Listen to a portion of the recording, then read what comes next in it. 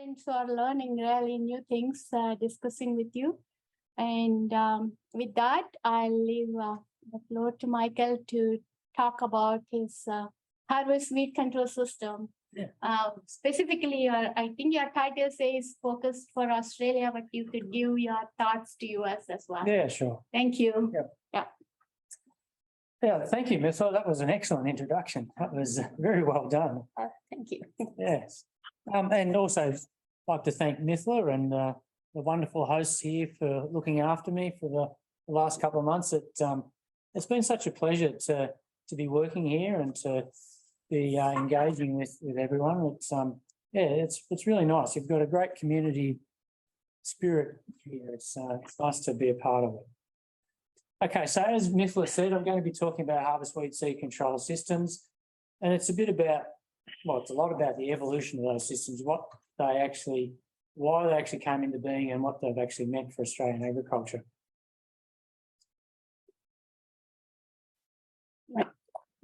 What we've got. Now try. Present request live transcript can be enabled for this meeting. Is it working now? We've got something up on the screen here about that.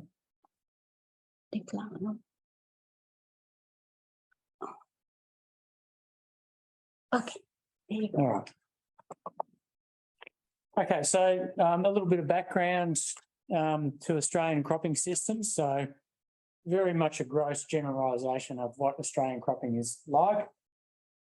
So on average every year we have about 25 million hectares of cropping area, and about 60% of that is planted to wheat. So it's quite small compared to the US. It's very much a conservation cropping system. So no-till, well, Australian definition of no-till is practiced by pretty much every grower. The focus is really on reduced tillage in general and stubble retention. So we've learnt that when you remove the amount of cultivation and you retain as much residue as possible, you finish up with a very much more productive system. Because of that reduced tillage, stubble retention approach, the weed control is very much herbicide reliant. They're typically large-scale production systems. So the average farmer is managing a 3,000 hectare grain production program every year. So large-scale systems, large machinery, et cetera, et cetera. The Australian crop production region, as noted in these shaded green areas here, it's a highly weathered environment. So that means we've got low natural fertility levels, and they're also predominantly low rainfall levels. So the rainfall, as you go from the coast, and it typically varies from about 30 inches down to 10 inches across that production region. It's very much what we in Australia refer to as a Mediterranean climate through these areas. So that means the production year is we plant our crops in fall, grow them through the winter spring period and harvest in early summer. So that's a cool, moist growing season. And then the summer seasons are hot and very dry. So nothing is typically grown over summer. Except when you get to this area up here, where the rainfall pattern switches from winter rainfall to mostly summer rainfall. And in this region, the wheat is still grown. There's not a lot of summer cropping, and what summer cropping there is cotton on irrigated systems. But in this area, the wheat is grown based on stored soil moisture. Okay, so to sort of sum up this slide, it's very much a low input, low output system. Low rainfall, low natural facility, so you manage your inputs accordingly. Right, so talking about herbicide resistance, because of the herbicide reliance, we now have quite extensive levels of herbicide resistance right through those production regions, and it's in annual ryegrass. So annual ryegrass was a pasture species that we planted right across that production area when we were relying on livestock production. When we switched to cropping, it became a wonderful weed and has evolved herbicide resistance en masse. In Western Australia, where there was probably a higher frequency of cropping, pretty much every field you go into and you find a ryegrass population, it's guaranteed to be resistant and multi-resistant. In the eastern states, where there is still much higher frequencies of pasture production, the percentage or proportion of resistance in the populations is a little bit lower, but typically everybody just treats annual ryegrass as being a resistant weed. A little bit more about Western Australia, just to emphasise the point. So these dots represent random survey collections of annual ryegrass populations. So those weed seeds are collected at maturity, and then we screen them with a range of herbicides, and the results are that the red dots indicate resistant populations. The orange dots, if you can see them, represent developing resistance, so low level frequency of resistance in a population. Then the green dots represent susceptible populations. There's not many green dots left. There's been talk about collecting and putting them in a museum for future reference. Yeah, exactly. So 95% of populations are multiple resistant, so resistant to two or more modes of action, with two or more modes of mechanisms of resistance. And so that was back in 2010 that survey was done. So something had to happen, and it was the growers who really took the initiative. They were looking at these ryegrass plants with dread every harvest time, noticing that there's lots of weed seeds there standing on those plants, and that they knew that when they put the combine through that crop, those weed seeds were going to be collected and then dispersed. So they started developing systems to try and intercept this process. As researchers, we came along once the farmers had started attacking this problem, and we looked at just what the proportion of weed seed retention was at crop maturity for the four main species. So wild oats, wild radish, annual ryegrass and brome grass all retained quite high proportions of their total seed production at a height that would be collected during the harvest operation. For some species like wild radish, almost 100% can be collected during harvest. For annual ryegrass, our dominant weed species, about 80% at the start of harvest can be collected, which is really good, and was probably the driving force for harvest weed seed control. We looked at seed retention over the harvest period. So this is the proportion of seed retention above a harvest height. And this is time post the start of crop maturity or the start of the harvest period. And there is a decline. For wild radish and annual ryegrass, they lose about 1% a day of their retained seed. For these down here, brome grass and wild oats, it's about 2% per day on average. So wild oats and brome grass tend to shed more seed than so crop harvesting for many Australian growers now is not only a process of grain collection, but also weed seed collection. And if you don't do something here at the back end of the harvester, it also becomes a weed seeding operation. So a little bit about the internal operations of a combine. So the weed seeds and the grain are collected here. They get processed through the rotor here. Commonly, it's a rotor system now.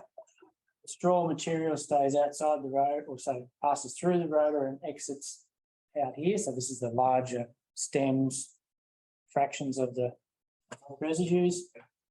The grain, the weed seeds, the finer material pass out of the sieves here. They move across the top sieve and exit in what we call the chaff fraction. The grain passes through these sieves into this auger here and then eventually up in the tank. So in a perfect world, all the weed seeds come out the back here in the chaff fraction, all the grain, nice clean grain gets collected up here, and the straw exits out the back there. I've included a an indication of a baffle in here. So in systems that I'll explain a bit in shortly, systems where we're targeting just the weed seed bearing chaff, we put this modification in a combine to make sure that we don't collect the straw material as well. Yeah, very nice. And as this result says here, 95% or more of annual ryegrass seed that's collected here finishes up coming out the back here in the chaff. So that's the target for harvest weed seed control. So subsequently, the systems that have been developed, there's 6 of them currently. We started off with chaff carts. These were imported from Canada. They were called chaff wagons, and we rebranded them as chaff carts in Australia. In Canada, they were really just for collecting forage. In Australia, they're really just about targeting weed seeds. We then subsequently developed narrow windrow burning. So that's all the chaff and straw material concentrated into a narrow row, which is then, as the name suggests, subsequently burnt when it's safe. The bale direct system, instead of putting in a windrow, you actually collect all that material in a baler attached to the combine, and then the bales become a marketable product. You can sell them off farm to feedlots or palleting plants. Chaff lining, so this is a narrow row system, but just with the chaff material. So after harvest, you just leave that material in situ, you don't burn it or process it. And we find that we've got enough material there, it just restricts any potential weed emergence. Chaff tram lining is splitting that material and placing it onto the wheel tracks. So controlled traffic systems are becoming very popular in Australia now. So you have dedicated wheel tracks and you place that material in a hostile environment. It's all compaction, you've got wheel traffic over the top of it, again restricting germination and emergence of weed seeds. And then finally, we refer to it the holy grail process, which is destroying the weed seeds as they exit the combine with a mill, but then subsequently spreading that residue material back across the field. So it is really important for Australian growers to retain as much residue as possible in the field for nutrient and soil moisture conservation. All these other systems interfere with that process to some extent. This is the only one that actually allows the retention of all residues.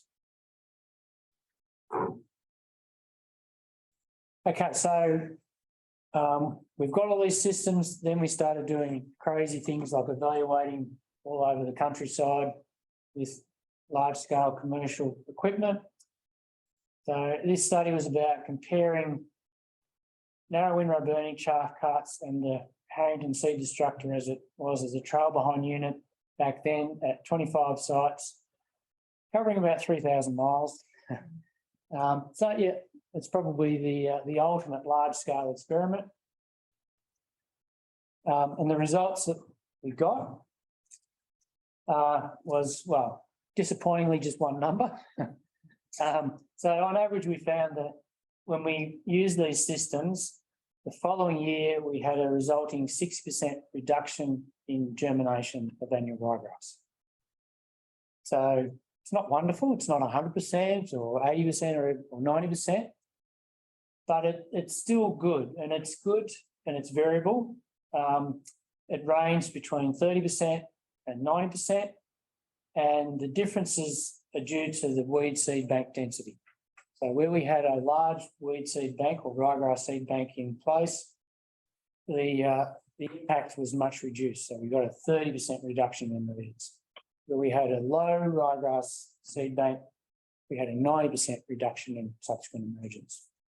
So again, it just demonstrates that these systems are all about reducing inputs into the seed bank, so essentially targeting the weed seed bank. Another survey type study that we did was to look at the height of weed seed retention in various crops across the countryside, not only to, again, measure the overall average, but to look at the effect of different crop production levels. So this result is looking at how ryegrass seed is retained through the crop canopy. So on this axis, we've got canopy height, which you would read as harvest height. And along the x-axis here, we've got cumulative ryegrass seed retention. So if you're harvesting, if your combine is harvesting at 40 centimetres, then for this red line here, which is a low growing crop or a low biomass producing crop, it's a much reduced yield, so 7 tonne per hectare of biomass. So in this low yielding crop, harvest height at 40 centimetres, you're going to collect about 10% of the ryegrass seed production. If you lower your harvest height down to 30 centimetres, then you get about 30%. If you keep going down to, say, 10 centimetre harvest height, then you'll get 70% of the ryegrass seed production. So it's just to show the influence of harvest height on the amount of weed seed that you can collect during harvest. And then if you look at a higher yielding crop, so this is where the biomass was on average over 12 tonnes per hectare. So around about 6 tonne per hectare grain yield, or let me try and get 60 bushels, no, 80 bushels. I'm still practicing my conversions. Okay, so anyway, high yielding crop at 40 centimetre harvest height, you're going to collect about 65% of the seed production. And it only increases a little bit so that at that 15 centimetre harvest height, it's just over 80% of the total seed production that's collected. So you get more seed when you harvest lower, particularly in lower yielding crops, but not so much in high yielding crops. And the reason why is that annual ryegrass is a shade intolerant plant. So when it gets shaded, it starts sending its tillers up through the canopy looking for light. So that means in high yielding crops, all the tillers are up high. In lower yielding crops, the tillers can be lying down, they can be sprawled out because there's still light coming through that low yielding canopy. So it sort of demonstrates or indicates the effect of both crop competition and harvest weed seed control on weed management. We also took the opportunity to look at the potential selection effect on ryegrass growth, ryegrass stature. So of those sites that we assessed, 9 of them had used harvest weed seed control for 5 to 10 years. And then we compared them with adjacent or neighbouring fields where there hadn't been any harvest weed seed control ever. So the green line is where there's harvest weed seed control was used. Red line was where there was no use of harvest weed seed control. No significant difference, but there's a little bit of a kink in that green line, which may indicate something that with longer term use that plants are starting to lean a little bit, maybe. But the overall message from this data here is that it's going to take a lot longer than 5 to 10 seasons to have a good selection pressure for harvest weed seed control. We're not going to see it in the short term.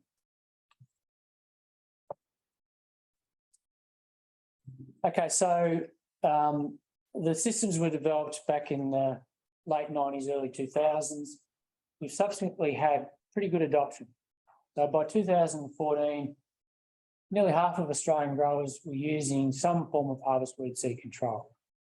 Dominantly, it was narrow windrow burning. There's also some chaff tram lining, chaff cart, bale direct use. At the time, the impact nil use didn't register. There was, I think, only 2 or 3 systems around the country that were in use. The survey at that time, the growers were expected to be, 80% of growers were expected to be adopting harvest weed seed control by 2020. That's pretty ambitious. But yeah, based on what the growers were saying, they expected to be, even though they weren't using it back then in 2014, they thought that within 5 to 6 years' time they would be. So subsequent survey, 2019, didn't quite make that 80%. We got pretty close. So it's a pretty phenomenal increase in adoption. It's quite remarkable really when you think about it. Narrow windrow burning was still dominant. It had increased. Chaff tram lining and chaff lining had doubled, so that was a dramatic improvement. Chaff carts was about the same. We had a significant increase in the use of impact mills.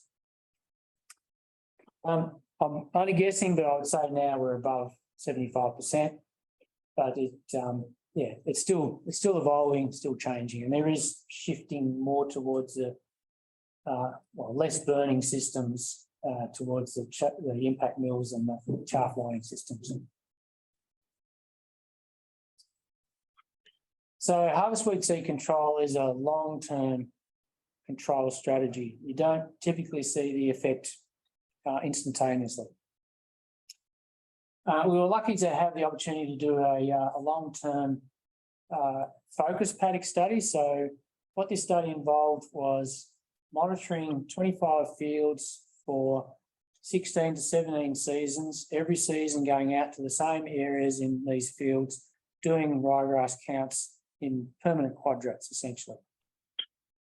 It was called a focus paddock study because 25 growers nominated a paddock or a field where ryegrass was essentially out of control.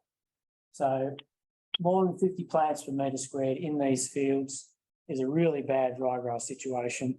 And the growers were encouraged to, okay, let's just focus on getting the weed control right and let's see how good a job we can do and see if we can keep these fields in crop production. And overall, they were successful. The red line indicates the growers who used herbicides alone. So even though we've got very high levels of herbicide resistance, we've still got residual herbicides that are effective, and so they were using those. The green line indicates where growers are still using those same herbicide regimes, but we're also using a harvest weed seed control treatment. So yeah, we've got annual ryegrass plant densities as measured at crop anthesis annually from 2001 through to 2016. So clearly the green line has dropped below the red line. Both lines have come down after about 7 or 8 seasons to relatively acceptable densities of in-crop annual ryegrass. Red line sort of wanders along at about 5 to 10 plants per metre squared, which used to be an acceptable in-crop density. The green line was down on average to less than 1 plant per metre squared. So quite a significant drop and a sustained drop in ryegrass plant densities. So this now is an acceptable level of ryegrass. So we can convert that to Seedbank inputs. So based on the assumption that there's 200 seed per plant produced, surviving annual ryegrass plants produce that amount of seed in crop. So our Seedbank inputs for the no harvest weed seed control treatments or fields is between 1,000 and 2,000 seed per year, per metre per year going into the Seedbank.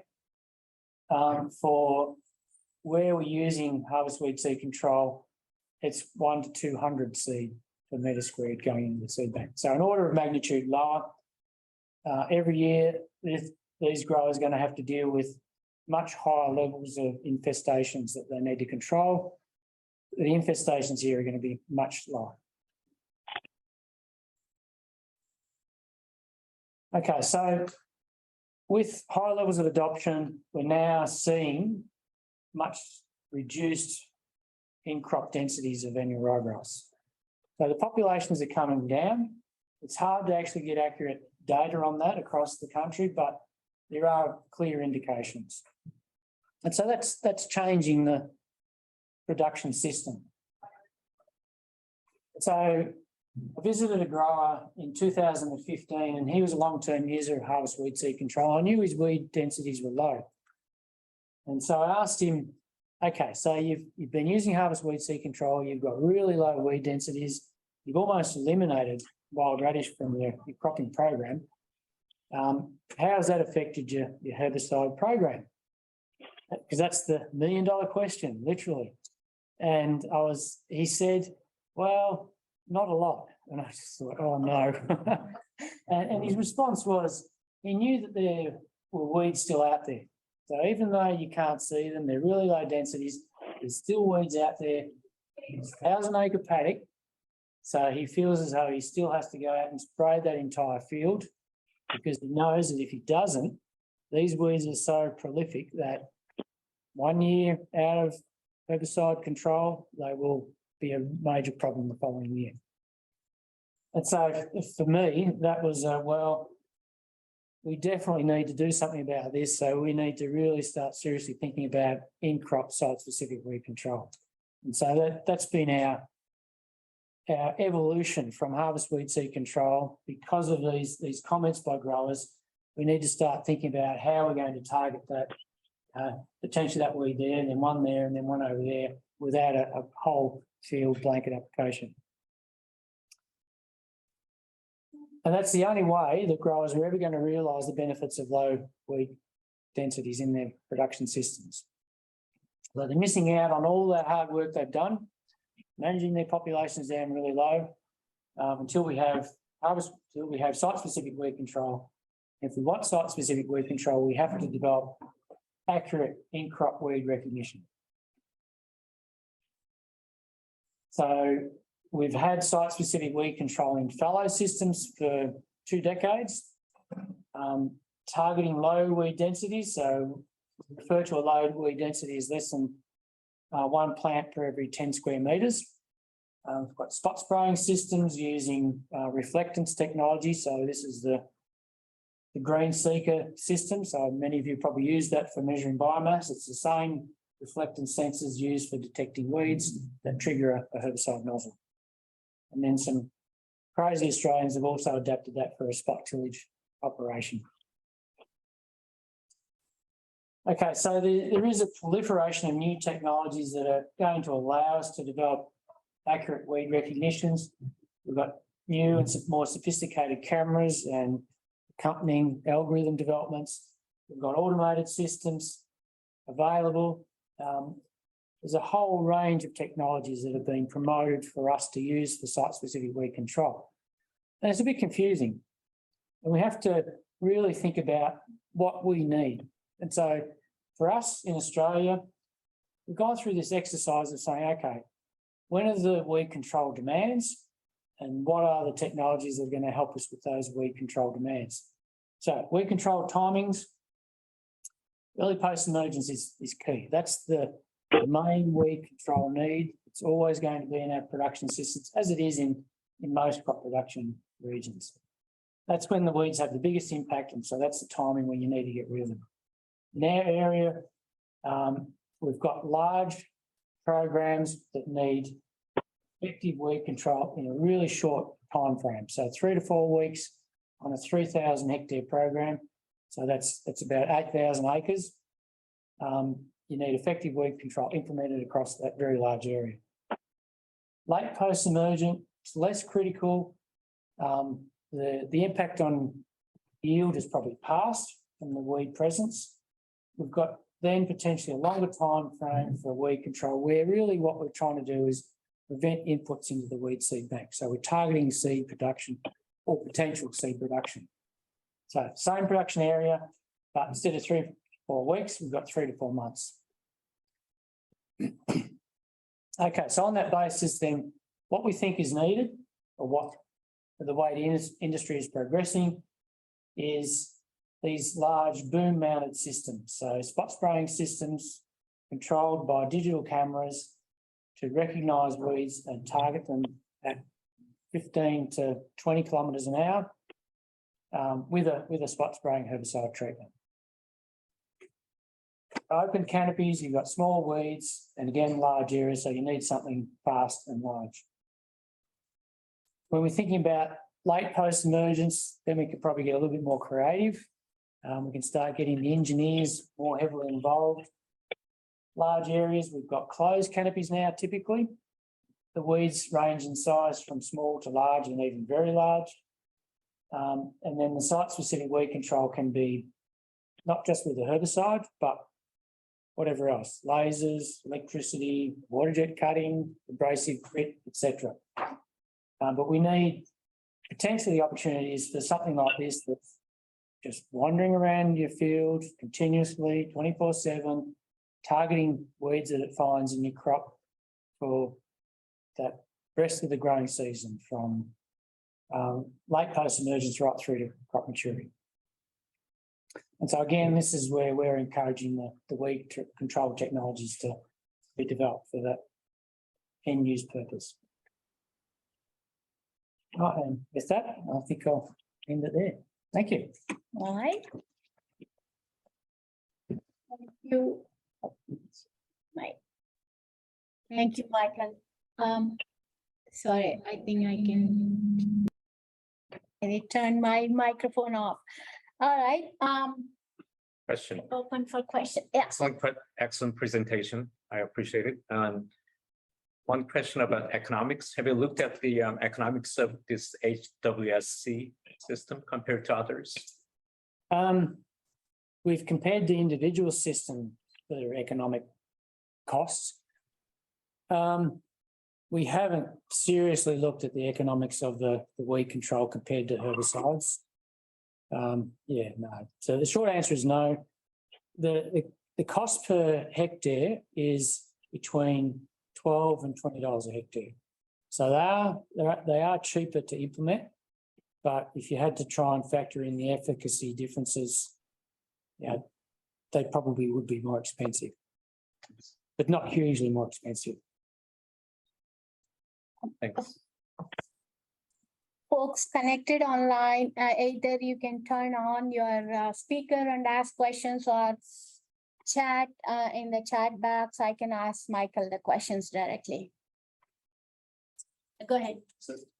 So yeah, that's a really great presentation, Michael. So I have just a quick question for you. Do you think that based on the size of the weed, like weed size, this will impact the weed destruction by harvest weed seed control mechanism? Yeah, the size of the weed seed? Yep.